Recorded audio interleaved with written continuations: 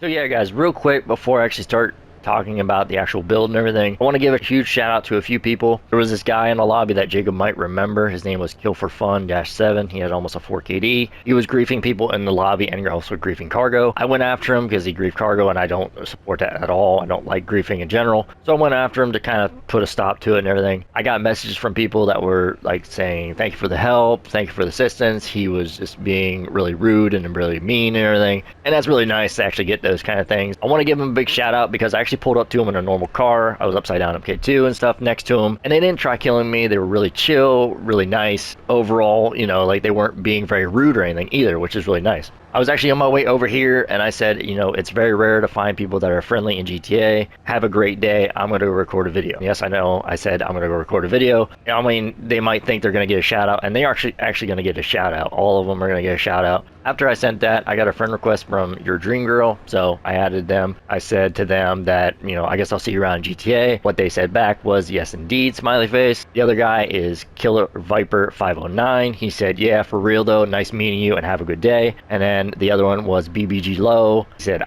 you too, I hope it goes good, bro. All chill, all real nice people. I mean, they deserve a shout out, 100%.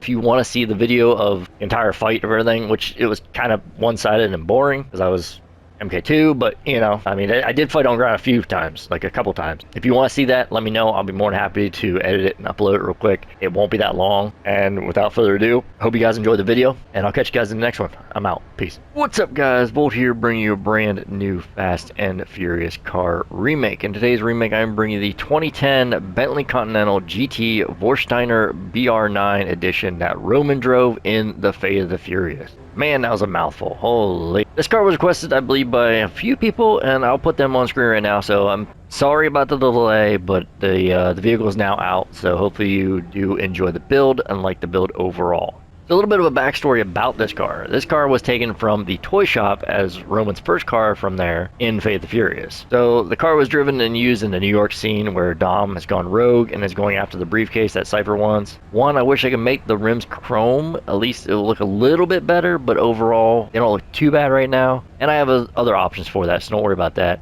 The rear trunk, as well as like the rear spoiler too, I wish I could paint that the same color as the roof and the hood, but I can't. But I think that this build actually turned out pretty decent, and overall it looks pretty close for the build. And I mean, the car in game is basically, the body style is based around the Bentley Continental. So yeah, I would definitely say that this is the better build to do than like a Nuss Windsor drop or anything like that. Anyways, like we're always going to do, we're going to start with the base price. You want to go to the internet, you want to go up here to the travel and transport website, we're going to go down to the legendary motorsport website, you want to go to the two-door section, and you unfortunately cannot find this vehicle because it has been removed from the website. I'm sorry, but it is removed. If you guys need it on PS5, let me know. I'll be more than happy to sell it to you. I mean, you can change it up however you wish. This is just how I came up with mine. I'll be more than happy to help you. Just let me know. I mean, the base price for the vehicle is $905,000, but again, sadly, it's been removed. Maybe it'll come back into the window at Simeon's place, or even like the luxury autos like type area, possibly even down at the Viral Car Club. Keep an eye on those, I guess. But anyways, once you have your car and you have your color, meet us at the Los Santos car meet location like we are here. Again, overall, I'm happy with the build and how it turned out. Let's go over and customize the beauty. So as we pull in, the Nuss Paragon R is in the sports category, and it's self-explanatory. It is a fancy sports car, again, based around a Bentley Continental body style for the most part. But anyways, like I go over all my builds, I go over the overall look, the visual appearance, and the basic design of the car and how it's portrayed in the movie, game, or anywhere else in general itself. Anything I don't go over is completely up to you. I just put a few staples in on my build. If you want to recreate my build or take some things away from my build to build your own, you're more than welcome to. But without further ado, let's get into the build. So to start things off, you want to go to bumpers, you want to go to the front bumper, and you want to keep that stock. It didn't have any like colored pieces on the front. It didn't have this big giant like splitter on the front either. You definitely want to make sure it is all solid white. It does have the carbon part on the bottom there, and it just looks really nice the way it is. So definitely keep it stock. Best option there. After that, move on to the rear bumpers. You want to go with the primary rear bumper. Main reason for this is because the rear bumper was actually all one solid color, which was white. It wasn't black or carbon or red at all. So definitely go with the primary rear bumper. Best option there. After that, move on to the exhaust. You want to go with the chrome oval tipped exhaust. Now the reason for this is it fits the best for like the design in the back there, as well as like fitting in the exhaust area. And it also is not like bulging out like a big bore exhaust or race exhaust, and it's not like color coded on the inside either. It's all one solid color, which is a chrome, and I think it looks the best for the build. I think it does fit really well for the build. There could be a better option overall, but I think this is the best thing we could get right now. After that, move on to the grill. I went with the stock grill. The main reason for this is because it was kind of like a hexagon type shape, like the chrome grill here, but it's not as standing out as that. It's actually like a black or like a plastic type grill. I highly doubt it's plastic because it's a Bentley, but I mean, it's pretty much like this, but it is color coded to like a black or like a darker color, kind of blend in a little bit more. So I went with the stock grill because it kind of looks a little bit closer to the actual grill that's on the car. That's what I went for. If you guys want to, you could go with the chrome grill, but it's completely up to you. After that, move on to the hood. You want to go with the secondary color hood. You want to make sure the hood is actually the same color as the actual car, like the actual secondary color, which is nice because you want the nice red on the hood as well as the roof and the back end as well, but we can't do that in GTA for this car. So we have to actually take what we can get, which is the roof and the hood. So make sure the secondary color hood is on your car for the best option for the build. After that, move on to the lights. You want to go to headlights. You want to go with the white lights. I believe they come stock with white lights, and I believe these probably have white lights as well. If not, I would say the best other thing would be to keep them stock. But I mean, I would say to go, if you want a really good build overall, to go with the white lights. So my best two takes for the build would either be white lights or the stock lights. For me personally, I'm going with the white lights. After that, move on to the neon kits. You want to go to neon layout. It's going to be none because there was no neon on the car. Again, after like the third movie, fourth movie, they kind of strayed away from the neon. And the fancier the car, it's not likely that it's going to have neon on it. So yeah, definitely go with none. And color's going to be none because you can't do anything with no neon layout. So there you go. After that, move on to the livery. You want to go with none. It didn't have no livery or anything special on it that we noticed anyways. So it was just pretty much all white with the like red hood, roof, and back like trunk spoiler area. So yeah, just definitely go with none.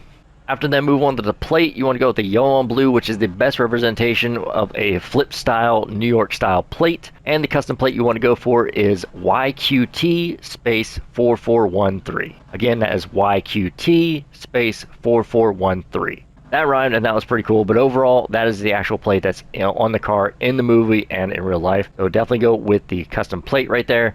And make sure it is on a yellow on blue plate. The reason for this is because it is an alternate version of a New York style plate. A New York style plate will be a yellow plate with blue text, but in GTA it is a blue plate with yellow text. Saving respray for last, we move on to the roll cage. You want to go with no roll cage. Didn't have a roll cage in the car, which you think maybe it would because in the scene where he had his car flipped, you think it would have a roll cage in it, but it actually didn't. So put no roll cage in there, best option there. After that, move on to the roof. You want to go with the secondary color roof because you do want the secondary color, which is the darker red, actually stand out for the roof as well as the hood and the rear trunk, but we can't get the rear trunk again. So yeah, definitely go with the secondary color roof, best option there.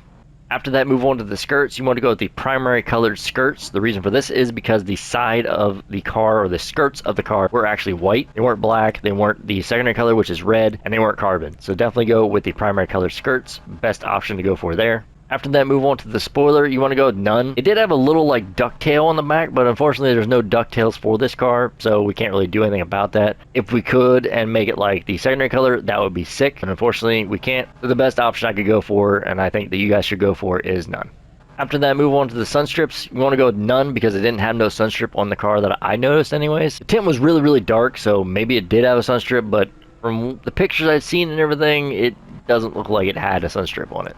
After that, move on to suspension. I went with the lowered suspension. I feel like it was probably lowered a little bit, maybe. If not, I would say I wouldn't go any more than a lowered, because as you go down, it actually goes down pretty far. And it actually did have a little bit of ride height to it. So I would either say you go with a stock suspension or a lower suspension. Me personally, I went with the lower suspension. I feel like it lowered a little bit, but again, it's up to you. Stock or lowered, take your pick. After that, move on to the turbo. I went with the turbo tuning. The reason for this is because mainly Bentley Continentals come with a 6-liter twin turbocharged W12 engine. So I mean, it most likely, I would say 99.99% sure that it had a turbo in it. if not like twin turbos, you know. So yeah, I would definitely go with the turbo tuning, best option there. It also gives it better performance as well. After that, move on to the wheels. You want to go to wheel type, you want to go down to the track category, and you want to put on the Ice Storm rims. Now these I think fit the best. They have the same kind of like spoke design with like the V at the very end, and it goes out to the very edge of the actual rim, as you can see there. And they also have the kind of like rivets around the outside as well. I think these do fit the best, but there is another option that I've seen people go for. But I'll also give a third option as well. So the second option you can go for is the sport category. You can go to the chrome rims and actually get them in chrome, because these were pretty much chrome or like a really like powdered alloy type look to them. The other option you could go for, which is the second option, is the Dash VIP rims in the sport category,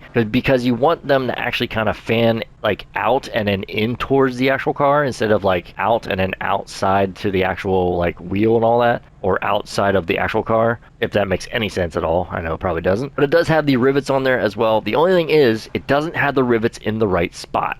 This is the reason I didn't choose these, and it's also the reason why I went for the Ice Storms as well. Now the third option you can go for, which I also think works pretty well, now that I look at it, it doesn't look the greatest anymore. This is what actually I had on before all the other like options I've actually looked at and everything. It was in the high-end category, the chrome rims, and it was the Dash VIP in here. The reason I didn't go for these is because, one, they don't go all the way out to the edge of the rim. That's not a big deal. Some people can prefer that a little bit better. But two, they don't have the rivets, and three, they curve out away from the car instead of towards the car. So if you look at this, how they curve out away from the car, and then you look at these, and they kind of just go straight out, which is actually what we want. We kind of want them to curve inward, but also stay a little bit straight. But if we go to the sport category, and we go to the Dash VIP, you see how these kind of curve in?